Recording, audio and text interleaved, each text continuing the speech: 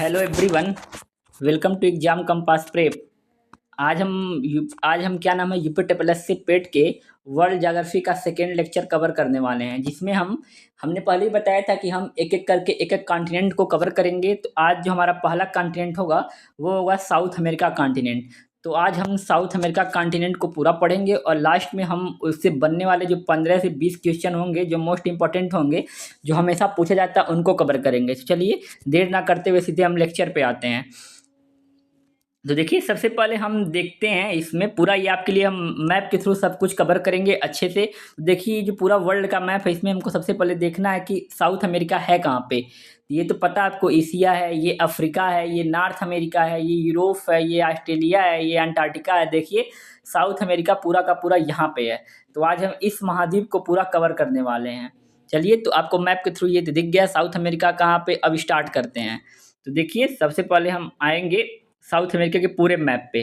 देखिए, south America का पूरा मैप स्टार्ट करने से पहले देखिए कितने देश हैं साउथ अमेरिका में। तो साउथ अमेरिका में कुल 12 देश हैं। आप लाइन से देख सकते हैं: French Guiana, Suriname, Guyana, Venezuela, Colombia, Ecuador, Peru.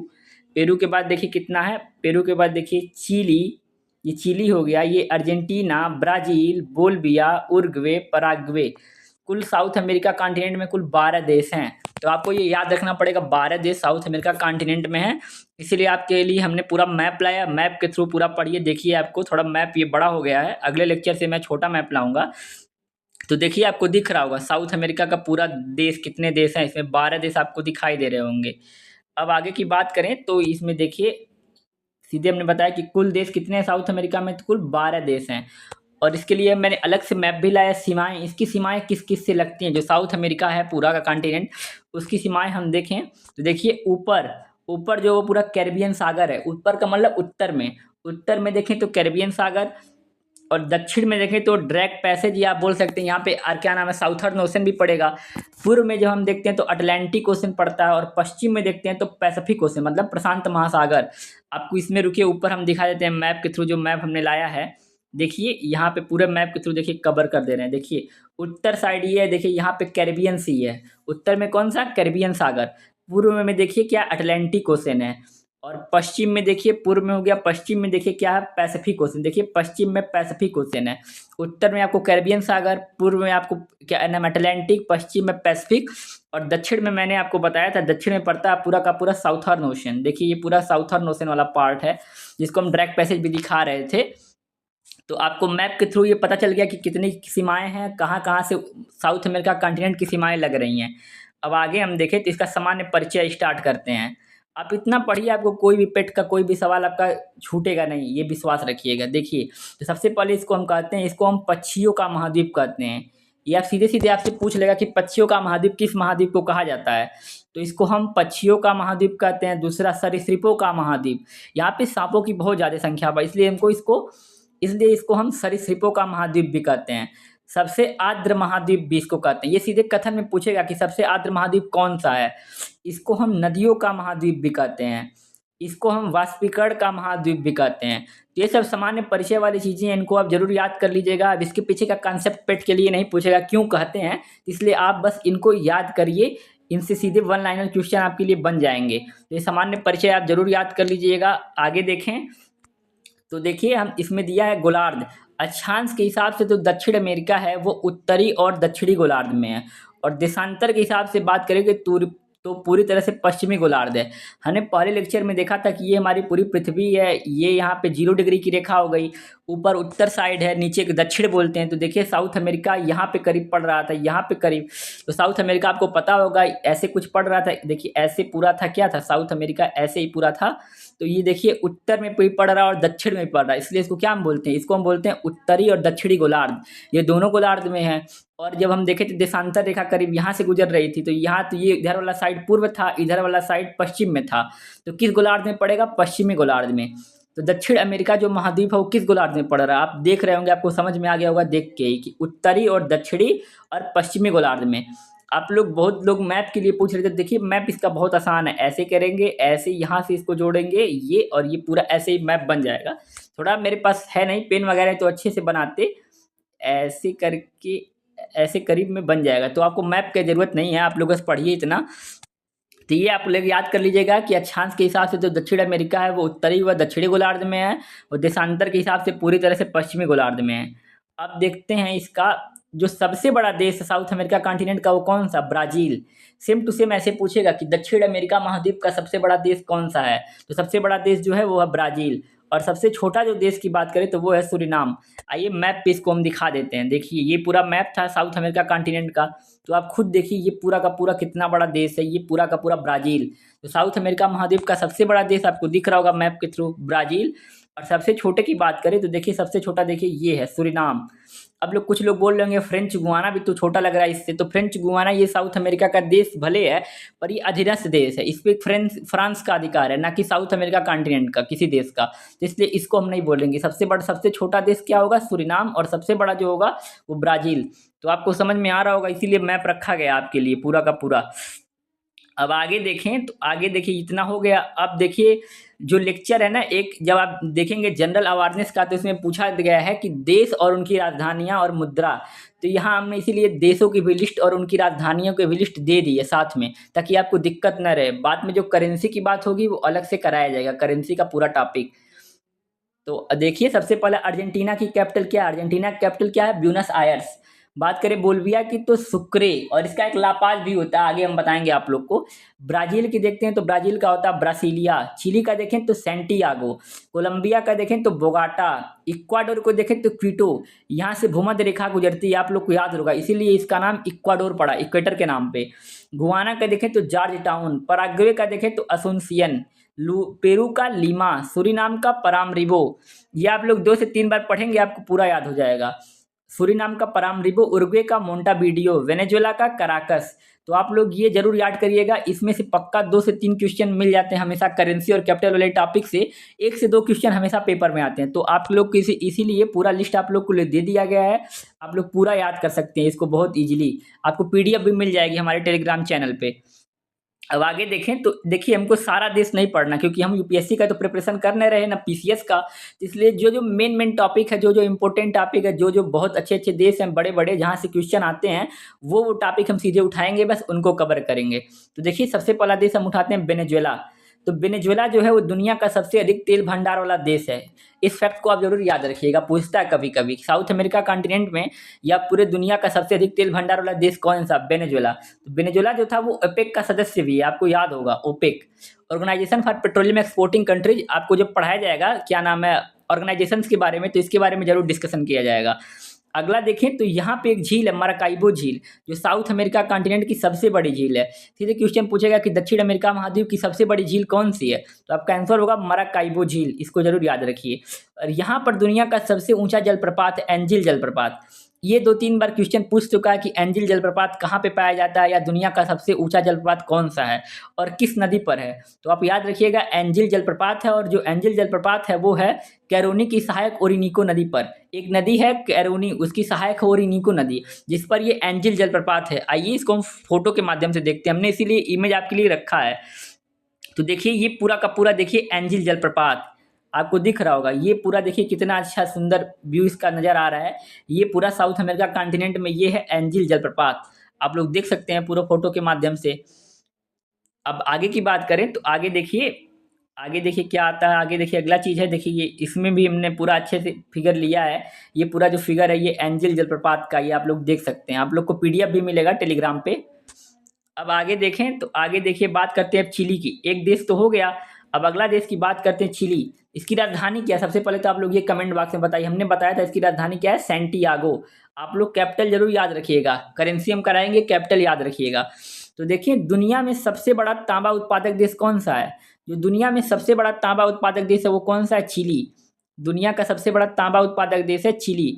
और यहाँ पे एक खदान है, वो भी पूछी जाती है बहुत ज़्यादा। यहाँ पर एक तांबे की खदान है, चुकी की माटा खदान।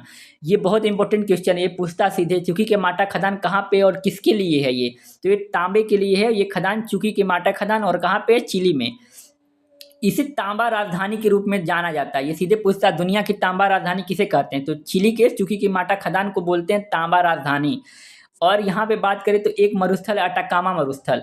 यह चिली और पेरू में फैला हुआ। तो आप देखेंगे तो क्या नाम है, ये दक्षिणी चिली में और उत्तरी पेरू में यहाँ पे फैला मिलेगा आपको अटाकामा मरुस्थल ऐसे ही। अभी आपको मैप के थ्रू इसको भी दिखाते हैं, जिसको हम दुनिया का बहुत ही शुष्क मरुस्थल बोलते हैं। ये सीधे फैक्ट पूछता और फैक्ट मैंने आप लोग के लिए लेके आया है कि दुनिया का सबसे शुष्क मरुस्थल कौन सा, तो आपका आंसर क्या होगा, चिली का अटाकामा मरुस्थल। देखिए इसके लिए हमने इमेज लेके आया, देखिए ये है अटाकामा मरुस्थल पूरा का पूरा। देखिए ये पूरा है अटाकामा मरुस्थल चिली में, जो चिली में पाया जाता है अटाकामा मरुस्थल। देखिए कितना ज़्यादा शुष्कता नज़र आ रही है आप लोग को, देख लीजिए पूरा। और यहाँ पे एक जगह है अरिका नाम की, जिसको हम दुनिया का सबसे शुष्कतम स्थान भी बोलते हैं। ये भी याद रख सकते हैं आप लोग, याद रखना चाहें तो। ये पूरा हो गया अटाकामा मरुस्थल का फिगर। अब आगे आते हैं, आगे देखेंगे अर्जेंटीना का। तो अर्जेंटीना में कुछ घास के मैदान पाए जाते हैं, जिसको हम क्या बोलते हैं, पंपास घास के मैदान। पंपास घास का मैदान जो होता है वो समशीतोष्ण घास का मैदान होता है। हमने आप लोग को बताया था शुरू में जब लेक्चर हुआ था, तो ये पूरा पृथ्वी है, यहाँ पे इक्वेटर हो गया, यहाँ पे 23.5 डिग्री उत्तरी रेखा जिसको कर्क बोलते हैं, और ये 23.5 डिग्री दक्षिणी रेखा जिसको हम मकर रेखा बोलते हैं। इस पूरे क्षेत्र को बोला जाता है उष्णकटिबंधीय क्षेत्र, और इसके नीचे वाले क्षेत्र को शीतोष्ण कटिबंध बोला जाता है। ये वाला क्षेत्र जो था अरे ये वाला जो क्षेत्र था उसके नीचे वाला, मतलब मकर रेखा के नीचे वाला क्षेत्र। तो इस ये जो घास के मैदान अर्जेंटीना आप लोगों ने देखा था कि मकर रेखा के नीचे पाया जाता है। तो जो घास के मैदान वो कैसे हैं, समशीतोष्ण घास के मैदान या शीतोष्ण घास के मैदान इसको हम बोलते हैं। तो सीधे क्वेश्चन में पूछता कि पंपास घास के मैदान कैसे घास के मैदान है, ऑप्शन में दे देगा उष्ण कटिबंध, शीतोष्ण कटिबंध, शीत कटिबंध। तो आपका सही आंसर क्या होगा, शीतोष्ण कटिबंध या समशीतोष्ण घास के मैदान। तो ये आप जरूर घास के मैदान याद रखिएगा। और इस घास के मैदान में गेहूं की बहुत ज़्यादा खेती होती है, ये भी याद रखिएगा। एग्जाम पॉइंट से देखें तो पंपास जो है घास के मैदान दक्षिण अमेरिका का समशीतोष्ण घास का मैदान गेहूं और पशुपालन के लिए बहुत ज़्यादा प्रसिद्ध है। तो ये आप लोग जरूर याद रखिएगा। यहाँ पे एक और चीज़ पाया जाता है, जो अर्जेंटीना में है वहाँ मांस उद्योग बहुत ज़्यादा पाया जाता है। जो मांस वगैरह होता है, फ्लेश वगैरह, जो यहाँ पे कसाई खाने उसको हम क्या बोलते हैं, फ्रिगोरिफिकोस। क्या बोलते हैं, फ्रिगोरिफिकोस। तो आप लोग इसको भी जरूर याद रखिएगा कि फ्रिगोरिफिकोस क्या होता है।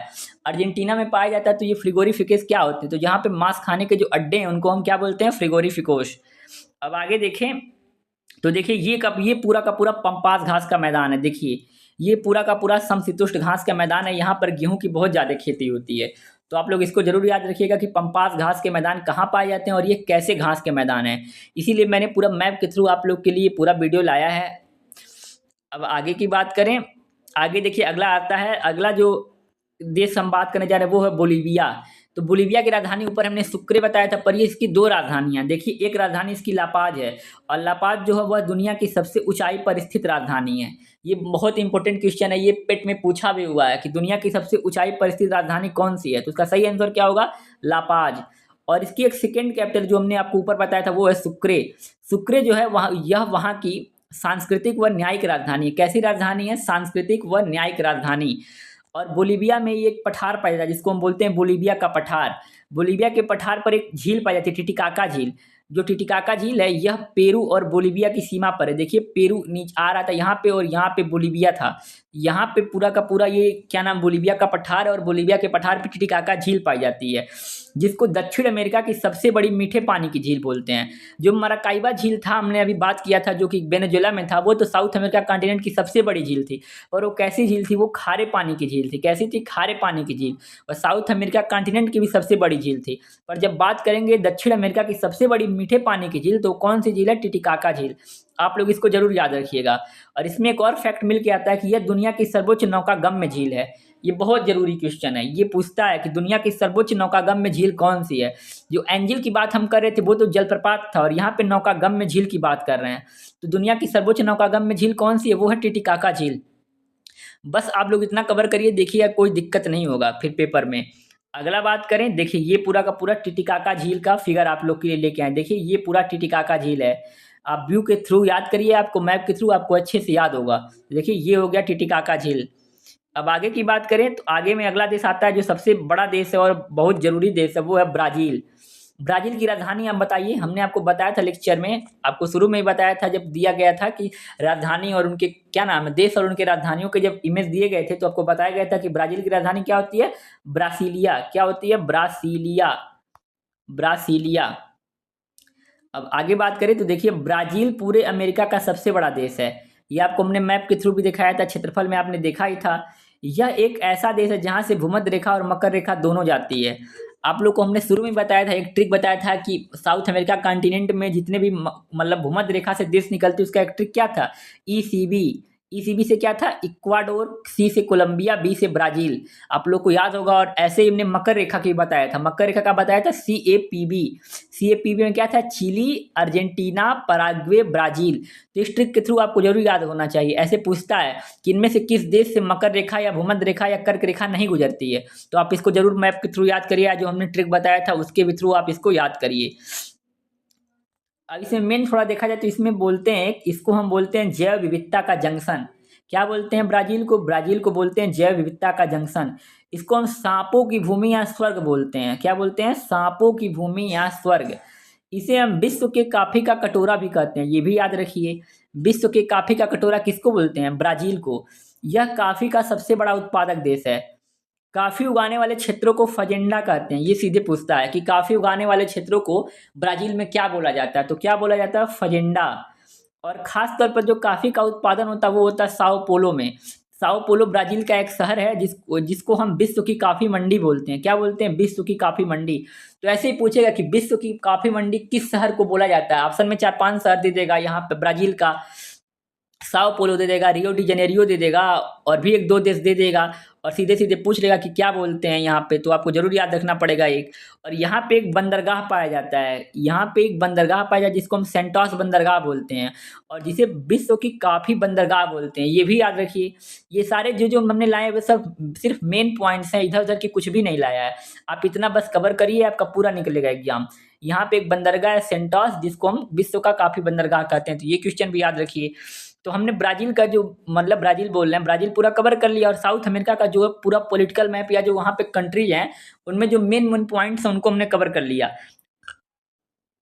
अब हम साउथ अमेरिका का ही फिजिकल मतलब भौतिक भूगोल भी देख लेते हैं, जहाँ से भी अच्छे अच्छे क्वेश्चन बनते हैं। तो सबसे पहले हम बात करें एंडीज पर्वतमाला की। तो यह जो पर्वतमाला वो दक्षिण अमेरिका के पश्चिमी तट पर स्थित है। ये का पूरा पूरा साउथ अमेरिका था पूरा आपका। देखिए ये पूरा का पूरा क्या था, ये पूरा का पूरा साउथ अमेरिका था। और ये इसके पश्चिमी तट पर एक पूरा का पूरा पर्वतमाला है जिसको हम बोलते हैं एंडीज पर्वतमाला। तो ये तो पूर्व वाला साइड था, ये पश्चिम वाला। तो एंडीज पर्वतमाला कहाँ पे स्थित है, दक्षिण अमेरिका के पश्चिमी तट पर स्थित है एंडीज पर्वतमाला।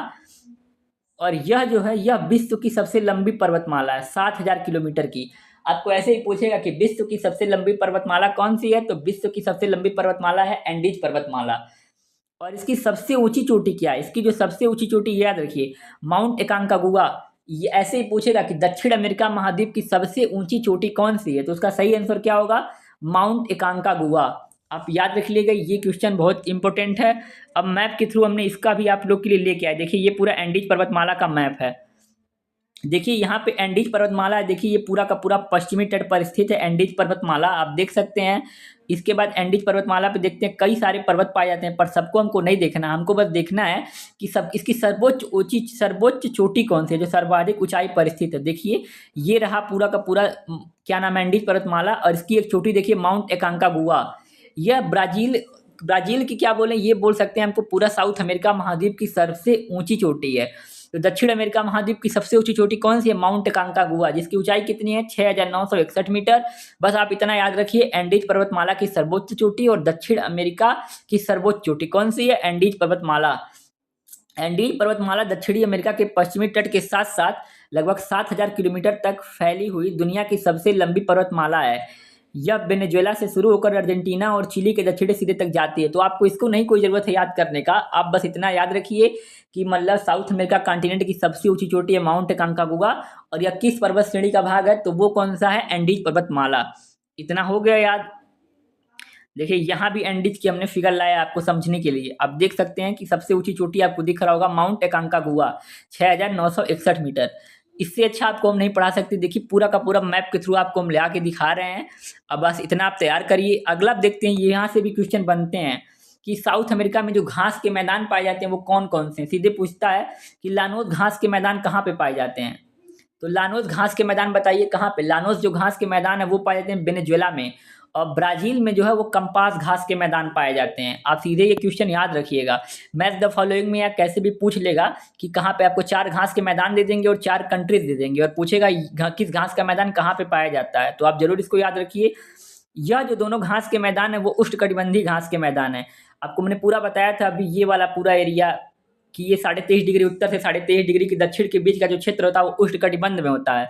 और जो वेनेजुएला और जो ब्राज़ील है ये वाला पूरा एरिया ये उष्णकटिबंध में ही पड़ता है। इसलिए हम क्या बोलते हैं, इसको हम बोलते हैं उष्णकटिबंधीय घास के मैदान। अगला देखें तो अर्जेंटीना में पंपास घास के मैदान पाए जाते हैं। ये हमने अभी ऊपर आपको बताया था कि अर्जेंटीना में पंपास घास के मैदान पाए जाते हैं। और यह कैसे घास के मैदान है, तो ये शीतोष्णकटिबंधीय घास के मैदान है। कैसे? शीतोष्णकटिबंधीय घास के मैदान है। आइए अब इसको भी मैप के थ्रू देखते हैं। तो देखिए ये पूरा दिया वो दक्षिण अमेरिका के 3 प्रमुख घास के मैदान देखिए पूरा है। तो देखिए सबसे पहले हम लानोस घास के मैदान की बात करें तो लानोस घास का मैदान कहाँ पे पाया जाता है? वेनेजुएला में। बस आप इतना याद रखिए और कुछ मत याद रखिए कि लानोस घास के मैदान पाए जाते हैं कहाँ पे? वेनेजुएला में, ये वाले क्षेत्र में पाए जाते हैं। और यह कैसे घास के मैदान है? बस उष्णकटिबंधीय घास के मैदान है, बस इतना याद रखिए। अगला हमने बात की था सेल्वास या कंपोज घास का मैदान। तो जो सेल्वास या कंपोज घास का मैदान है वो पाया जाता है ब्राजील के पूरे क्षेत्र में। ब्राजील के क्षेत्र में क्या पाया जाता है? सेल्वास या कंपोज घास का मैदान। और ये भी कैसा है? उष्णकटिबंधीय घास का मैदान है, इतना बस याद रखिए। एक हमने और बात की थी लानोस पंपास, लानोस हो गया और सेल्वास और कंपोस्ट हो गया। एक बात की थी हमने पंपास घास के मैदान की। तो पंपास घास के मैदान हमने बताया था कहाँ पाया जाता है? अर्जेंटीना में। इस वाले क्षेत्र में पंपास घास का मैदान पाया था। इधर नीचे उसके उरुग्वे के नीचे वाला जो पार्ट है वहाँ पे अर्जेंटीना है। अर्जेंटीना में क्या पाया था? पंपास घास का मैदान। तो आप इतना याद रख लीजिए, इससे आगे कुछ भी नहीं। साउथ अमेरिका में पूछेगा। एक आध क्वेश्चन और बचा हुआ अभी रिवर से लेकर के। तो रिवर से लेकर के देखें तो रिवर में हमने एक बहुत ही इंपॉर्टेंट रिवर है साउथ अमेरिका या पूरी दुनिया की बोलें तो है अमेजन रिवर, जिसको अमेजन नदी बोलते हैं। तो पूछता है अमेजन नदी का उद्गम कहाँ से होता है? तो अमेजन नदी का जो उद्गम होता है वो होता है एंडीज पर्वतमाला से। और इसका मुहाना कहाँ पे? तो मुहाना इसका अटलांटिक महासागर। नदी का जो उद्गम एक हो गया और एक इसका मुहाना जहाँ पे गिरती है। तो ये बहुत जरूरी क्वेश्चन है कि एंडीज पर्वतमाला से जो निकलने वाली क्या नाम है ये अमेजन नदी है, उसका मुहाना कहाँ पे है? तो उसका मुहाना जो है वो है अटलांटिक ओशन में। ये सबसे जरूरी तथ्य है, यह पानी के आयतन के हिसाब से विश्व की सबसे बड़ी नदी है। क्वेश्चन पूछता कि पानी के आयतन के आधार पर विश्व की सबसे बड़ी नदी कौन सी? ऑप्शन में नील दे देगा, गंगा दे देगा, मैकेंजी दे देगा, अमेजन दे देगा। बहुत लोग नील नदी मार के चले आएंगे, पर नील नदी विश्व की सबसे लंबी नदी है, ना कि विश्व की सबसे बड़ी नदी। तो आपको याद रखना पड़ेगा कि पानी के आयतन के हिसाब से विश्व की सबसे बड़ी जो नदी है वो कौन सी है? अमेजन नदी। ये क्वेश्चन हो गया। अमेजन के वर्षा वनों को पृथ्वी का फेफड़ा कहते हैं। ये भी याद रख लीजिए, सीधे पूछता है कि पृथ्वी का फेफड़ा किसको कहा जाता है? तो अमेजन वनों को क्या कहते हैं? पृथ्वी का फेफड़ा। यह दक्षिण अमेरिका की सबसे बड़ी नदी है। जो दक्षिण अमेरिका महाद्वीप है उसकी सबसे बड़ी नदी कौन सी है? वो है अमेजन नदी। आइए अब इसको भी मैप के थ्रू देखते हैं, हमने लाया हुआ देखिए पूरा। और इसकी एक क्वेश्चन और है, इसकी जो सबसे बड़ी सहायक नदी वो कौन सी है? तो जो अमेजन नदी की सबसे बड़ी सहायक है उसको हम बोलते हैं मेडिरा। कौन सी? मेडिरा नदी। देखिए ये पूरा का पूरा अमेजन नदी है। देखिए कितनी बड़ी नदी दिख रही है, कितना पानी इसमें ज़्यादा दिख रहा है, आप लोग देख सकते हैं मैप के थ्रू। पूरा इमेज लाया गया इसीलिए। और भी तस्वीरें हैं अमेजन की, यहाँ पे पूरा तस्वीर देखिए। देखिए अमेजन यहाँ पे ये जो पश्चिमी भाग हमने बताया था एंडीज पर्वतमाला का, देखिए एंडीज पर्वतमाला से निकलते हुए यहाँ पे इक्वाडोर के बाद कोलंबिया, बोल्विया, करीब बोल्विया से नहीं है, इक्वाडोर कोलंबिया होते हुए देखिए निकल जा रही है ब्राज़ील में पूरा। और ब्राज़ील में आते हुए देखिए यहाँ पे गिरा रही है अटलांटिक ओशन में, देखिए अपना मुहाना बना रही है। तो ऐसे क्वेश्चन अगर आप मैप के थ्रू देखेंगे तो आपको डायरेक्ट याद हो जाएगा कि अमेजन जो नदी अपना मुहाना कहाँ बनाती है, कहाँ बनाती है? अटलांटिक ओशन में। आप मैप के थ्रू इसको और बार बार देख सकते हैं वीडियो पॉज करके। ये देखिए पूरा का पूरा अच्छे से लाया गया इसके लिए। यहाँ पे देखिए एंडीज पर्वतमाला देखिए यहाँ पूरा दिख रहा है। यहाँ से देखिए नदी निकल रही है पेरू होते हुए, देखिए आ रही है कोलंबिया होते हुए, देखिए ब्राज़ील, फिर देखिए यहाँ पे अटलांटिक ओशन में गिर जा रही है। आप मैप के थ्रू पूरा देखिए, वीडियो को पॉज कर लीजिए, आपको पूरा समझ में आएगा।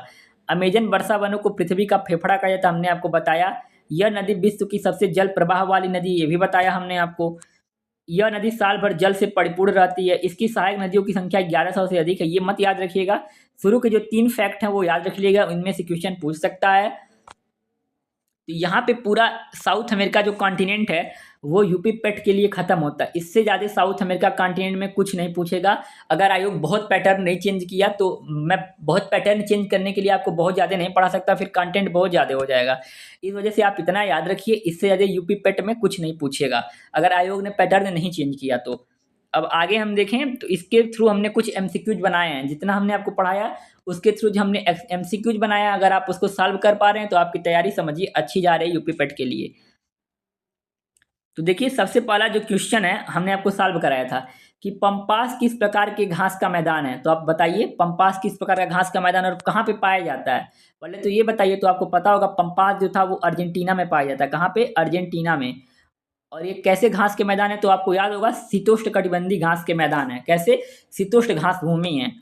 अगला क्वेश्चन देखते हैं, एंडीज पर्वतमाला की सबसे ऊंची चोटी कौन सी है। देखिए पूछा है एंडीज पर्वतमाला की सर्वोच्च चोटी कौन सी है, तो आपको याद होगा एंडीज पर्वतमाला की जो सर्वोच्च चोटी है वो कौन सी है? माउंट एकांकागुआ।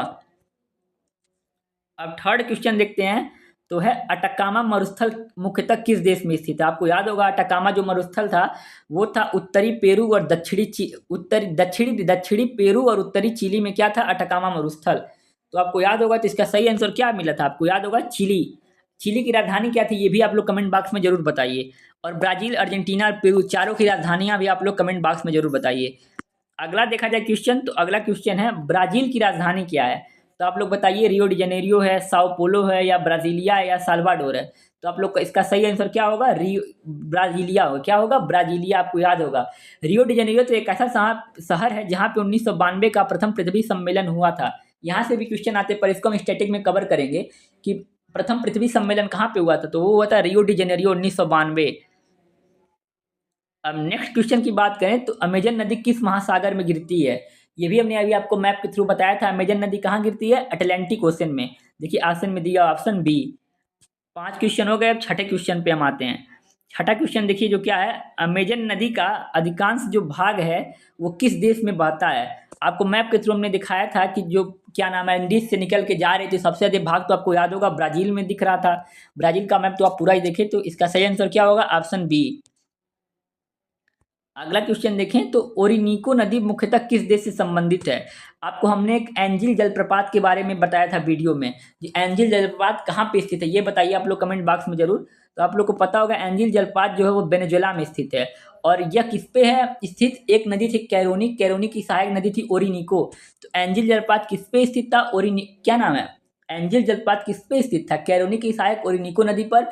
और ये नदी कहाँ पे थी? वेनेजुएला में। जिसका सही आंसर होगा ऑप्शन ए, वेनेजुएला। अगला क्वेश्चन देखें आप, तो टिटिकाका झील जो हमने देखा था कि यहाँ पे बोलिविया और पेरू की सीमा पर थी, इसकी प्रमुख विशेषता क्या है। तो आपको पता होगा समुद्री झील है, गलत। यहाँ पे समुद्र कहाँ था? यह पूर्णतः कृत्रिम झील है, ये भी गलत। आपको बताया गया था कि बोलिविया के पठार पर स्थित झील है। यह मरुस्थल में स्थित झील है, ये भी गलत है। किस पे स्थित है? यह ऊंचाई पर स्थित नौकागम में झील या नौगम में झील है। आप इसका सही आंसर ऐसे निकाल सकते हैं। अगला क्वेश्चन देखें, तो मराकाइबो झील किस प्रकार के संसाधन के रूप में के लिए विशेष रूप से प्रसिद्ध है।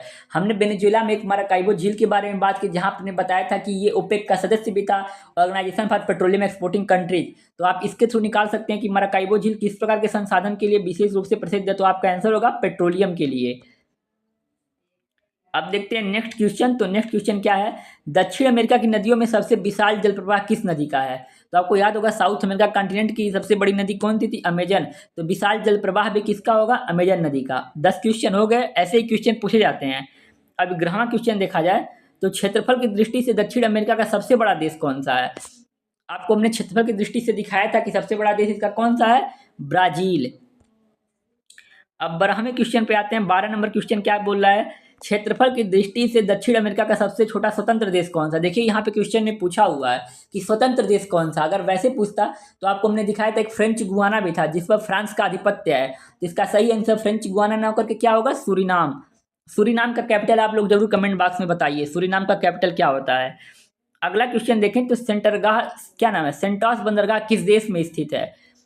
आपको इसका आंसर सही बताइए, सेंटोस बंदरगाह कैसा बंदरगाह था। तो आपको पता था कि ये काफी एक बंदरगाह था और ये कहाँ पे स्थित था? तो ब्राजील में स्थित था। कहाँ पे? ब्राजील में। इसका आंसर होगा बी। 13 क्वेश्चन हो गए, 14 पे आते हैं। देखिए हमने बताया था कि मैप के थ्रू क्वेश्चन पूछे जाते हैं। देखिए मैप के थ्रू क्वेश्चन आया भी है। पंपास घास के मैदान, लानोस घास के मैदान, सेल्बास घास के मैदान, अटाकामा मरुस्थल। इनमें पूछा कि इनमें से कौन सा युग्म सही सम्मिलित है, तो आप बताइए क्या लानोस घास के मैदान अर्जेंटीना में थे, क्या सेल्बास अमेजन बेसिन में थे, क्या अटाकामा ब्राजील में था, क्या पंपास वेनेजुएला में था। तो आपको याद होगा वेनेजुएला में तो लानोस घास के मैदान थे, तो ये पहला वाला गलत हो गया। अर्जेंटीना में आपको याद होगा पंपास घास के मैदान थे, ना कि लानोस, तो ये भी गलत। सेल्बास घास के मैदान आपको याद होगा कि अमेजन बेसिन में पाए जा रहे थे, जिसको हम क्या बोल रहे थे, कैंपोस या सेल्वास बोल रहे थे। और जो अटाकामा मरुस्थल था वो कि चिली में था, ना कि ब्राजील में था, तो ये भी गलत। इसका सही आंसर क्या होगा, सी। अब 15 नंबर क्वेश्चन देखें तो पूछा हुआ है टिटिकाका झील के संबंध में सही कथन कौन सा है। तो आप आंसर बताइए इसका सही कथन कौन सा है।